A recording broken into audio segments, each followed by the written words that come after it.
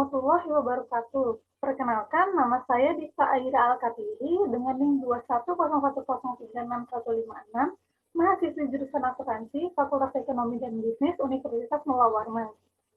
Di sini saya akan menjelaskan mengenai analisis leverage yang merupakan tugas dari Bapak Rinaldi selaku dosen pengampu manajemen keuangan. Nah, sebelum kita masuk lebih lanjut ke dalam analisis leverage, sebaiknya kita tahu dulu nih, apa sih itu leverage? Jadi, leverage adalah penggunaan aktiva atau sumber dana yang mana penggunaan tersebut harus menanggung biaya tetap atau membayar beban tetap.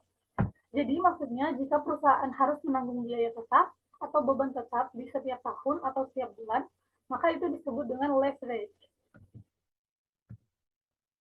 Kemudian, mengapa sih perusahaan perlu menggunakan leverage? Yang pertama, tentunya agar keuntungan yang diperoleh lebih besar daripada biaya atau beban tetap yang dikeluarkannya. Kemudian, leverage ini juga meningkatkan resiko variabilitas keuntungan. Maksudnya, jika perusahaan ternyata mendapatkan keuntungan yang lebih rendah daripada biaya atau beban tetapnya, maka penggunaan leverage ini akan menurunkan keuntungan tersebut. Lalu kita masuk ke dalam jenis leverage. Jenis leverage di sini ada dua, yaitu leverage operasi dan leverage finansial. Leverage operasi ini biasanya timbul akibat penggunaan aktiva yang menyebabkan perusahaan harus menanggung biaya tetap berupa pemasukan. Sedangkan leverage finansial biasanya timbul akibat penggunaan utang yang menyebabkan perusahaan harus menanggung biaya tetap berupa biaya bunga.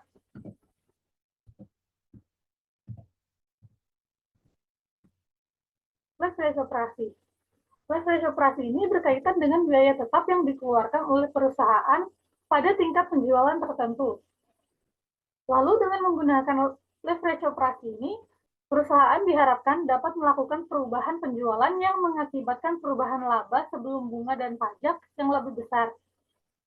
Lalu multiplier effect yang dihasilkan karena penggunaan biaya operasi tetap terhadap EBIT ini disebut dengan degree of operating leverage. Nah, degree of operating leverage inilah yang akan kita gunakan untuk menghitung leverage operasi. Rumus dari degree of operating leverage ada dua. Yang pertama, persentase perubahan EBIT dibagi dengan persentase perubahan penjualan, atau S dikurang VC dibagi S dikurang VC dikurang FC. Dengan keterangan, S-nya adalah penjualan, V-nya variable cost atau biaya variabel, FC-nya fixed cost atau biaya tetap. Perlu diingat, jika semakin tinggi degree of operating leverage-nya, maka perusahaan akan menanggung biaya tetap semakin besar. Nah, ini adalah contoh soal untuk degree of operating leverage. Perusahaan sedang memilih dua alternatif mesin yang akan dibeli untuk mendukung proses produksinya. Mesin X mempunyai karakteristik biaya tetap tinggi tetapi biaya variabel rendah, sedangkan mesin Y mempunyai karakteristik biaya tetap rendah tetapi biaya variabel tinggi. Berikut data kedua mesin tersebut. Harga per unit mesin X dan mesin Y sama-sama 10.000. Biaya variabel mesin X 4.000, mesin Y 6.000, biaya tetap mesin X 800 juta, dan mesin Y-nya 200 juta. Volume penjualan diperkirakan sebesar 200.000 unit per tahun. Hitunglah degree of operating leverage-nya bila ada penurunan 30%. Nah, jadi sebelum kita menghitung ketika ada penurunan 30%, kita harus menghitung dulu nih dulunya. Dengan cara seperti ini. Penjualannya kita dapat 2 miliar, itu dari ini 200.000 unit dikali dengan 10.000 harga mesin X. Untuk mesin Y-nya juga sama ya, 200.000 unit dikali 10.000, hasilnya 2 miliar. Kemudian biaya variabelnya untuk mesin X 200.000 dikali dengan 4.000, biaya variabel per unitnya 4.000. Mesin Y-nya juga sama, biaya variabel per unitnya 6.000 dikali 200.000.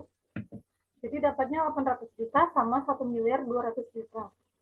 Kontribusi marginnya ini dari penjualan dikurangi dengan biaya variabel, di mana 2 miliar dikurangi 800 juta, hasilnya 1.200.000.000. Kemudian yang mesin Y-nya 2 miliar dikurangi 1.200.000.000, hasilnya 800 juta. Kemudian biaya tetapnya untuk mesin X 800 juta dan mesin Y-nya 200 juta. Lalu EBIT-nya dari kontribusi margin dikurangi dengan biaya tetap. yaitu 1.200.000.000 dikurangi 800 juta, hasilnya 400 juta, dan untuk mesin Y-nya 800 juta dikurangi 200 juta, hasilnya 600 juta. Kemudian jika kita sudah dapat tabel seperti ini, kita bisa menghitung dou-nya. Untuk dou mesin X, kita menggunakan rumus yang tadi, yang di atas tadi, yaitu S dikurang VC dibagi S dikurang VC dikurang FC. Yang mana S-nya adalah penjualan 2 miliar, kemudian VC-nya biaya variabel 800 juta, dan FC-nya biaya tetap yang kebetulan di sini sama untuk mesin X 800 juta. Hasilnya jadinya 3. Kemudian kan tadi kan ada penurunan 30%. Nah, berarti hasil dari dou ini kita kalikan dengan 30% sama dengan 90%. Maksudnya di sini, bila EBIT mengalami penurunan 30%, maka biaya tetap dan biaya variabelnya juga mengalami penurunan 90%. Sama dengan mesin Y. Di sini rumusnya masih sama, dengan hasil 1,33. Lalu 1,33 kita kalikan juga dengan 30%, hasilnya 50%.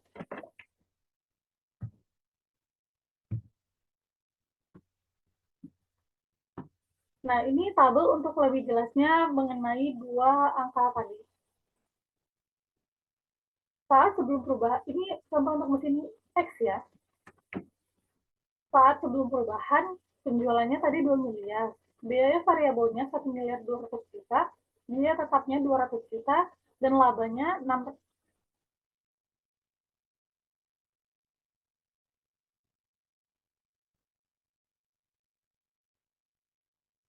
Maaf, ini ada kesalahan sedikit. Maksudnya di sini 2 miliar. Bentar ya. Ini harusnya 800 juta ya tadi. Lalu ininya 400 juta. Oke.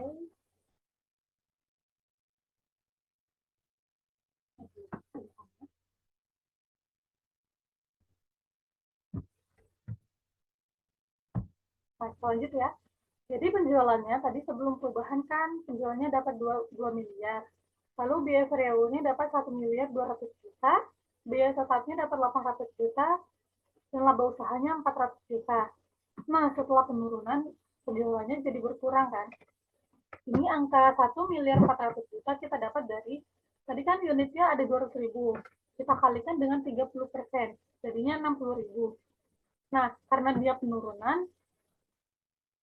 dia penurunan sebesar 30%, jadi 200.000 kita kurangi dengan 60.000, hasilnya 140.000.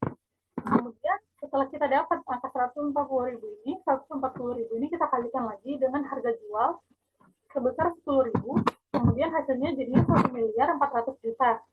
Jadi hasil penjualan untuk mesin X itu 1.400.000.000. Kemudian biaya variabelnya juga tadi kan ada 4.000 per unit. Jadi 140.000 kita kalikan dengan 4.000 dapat 560 juta. Di sini jadi 560 juta. Kemudian biaya tetapnya tetap sama 800 juta karena dia tidak berubah.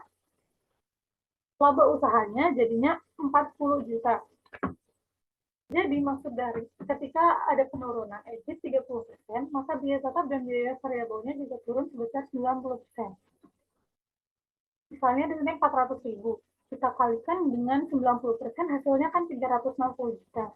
Misalnya itu 40.000, ada di sini.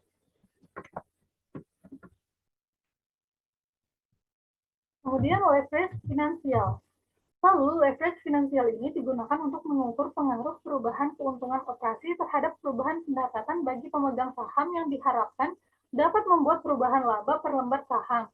Kemudian, multiplier effect yang dihasilkan karena penggunaan beban tetap ini disebut dengan degree of financial leverage. Sama halnya dengan dou tadi, DFL ini juga memiliki rumus untuk menghitung leverage finansial. Rumus dari DFL ini adalah EBIT dibagi EBIT dikurang I, atau I dikali P dikurang VC dikurang FC dibagi I dikali P dikurang VC dikurang FC dikurang I dikali D dibagi 1 dikurang T, di mana keterangannya Q adalah kuantitas, P harga, VC biaya variabel, FC biaya tetap, I bunga, D dividen saham preferen, dan T-nya pajak. Nah, ini contoh soal untuk leverage finansial. Soalnya masih sama dengan leverage operasi tadi, hanya saja di sini ada tambahan bunga yang dibayarkan. Jadi bunganya dibayarkan untuk X sebesar 200 juta dan Y 100 juta. Kita diminta hitunglah degree of financial leverage-nya. Nah, di sini saya menggunakan rumus EBIT dibagi EBIT dikurang I, karena kita udah tahu ya, tadi laba sebelum bunga dan pajaknya berapa, yaitu 400 juta untuk X dan Y-nya 600 juta. Jadi untuk X-nya ini kan kita tolong ya, EBIT dibagi EBIT dikurang I. EBIT-nya 400 juta dan I-nya, bunganya, 200 juta. Hasilnya sama dengan 2. Jadi jika EBIT misalnya naik 50%, maka EAT-nya naik juga sebesar 2 dikali 50%, yaitu 100%. Sama dengan Y, rumusnya juga sama, hasilnya 1,2. Jadi misalnya jika EBIT-nya naik 50%, maka EAT-nya juga naik sebesar 1,2 dikali 50%, yaitu 60%. Sekian pemaparan materi dari saya. Kurang lebihnya mohon dimaafkan dan terima kasih telah menyimak video ini. Wassalamualaikum warahmatullahi wabarakatuh.